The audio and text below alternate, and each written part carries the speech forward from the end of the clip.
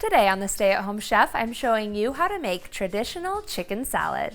Today I'm showing you everything you need to know to make the best homemade chicken salad ever. To start, you'll need 12 ounces of cooked chopped chicken. You can either use rotisserie chicken, which is what I've used today, or you can use canned chicken or leftovers. Or you can cook some chicken up just for this. Just place 2 or 3 chicken breasts into some chicken broth in a pot, bring it to a boil, and let it boil for about 15 minutes until the chicken is easily shredded with a fork. So we'll go ahead and place this into a mixing bowl along with 2 tablespoons of minced sweet onion, which I feel like adds a ton of flavor to your chicken salad. Then it's nice to add in a little bit of crunch. So I'm gonna dice up 1 stalk of celery. Then we'll go ahead and slide that in with our chicken mixture as well. Now the rest of the ingredients are all kind of just mix-ins. You can leave it just as is. You can add in hard-boiled eggs. Today though, I'm gonna add 2 of my favorite mix-ins, some grapes, which you can either halve or quarter depending on their size.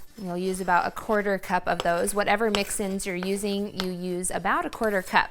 Then I like to add in some slivered almonds, which are always a popular option. Once you have all of the mix-ins that you like, it's time to move on to making our dressing. No need to make this in a separate bowl. We can just add it right in with the chicken. You'll need 1/2 cup of mayonnaise, or if you want to lighten things up, you can use some plain Greek yogurt instead. Then you'll squeeze in about a teaspoon of lemon juice. Then add in 2 teaspoons of whole grain mustard to add a little more zing. And last, add in a 1/4 teaspoon of black pepper, a 1/4 teaspoon of salt, and then just a pinch of garlic powder.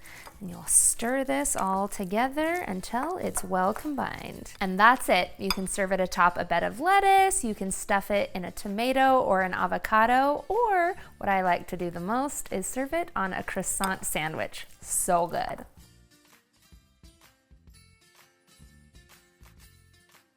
Thanks for watching. You can find the full written recipe in the video description. Be sure to subscribe, like, and follow, and check out the rest of my videos where you can find hundreds of restaurant quality recipes you can easily make at home.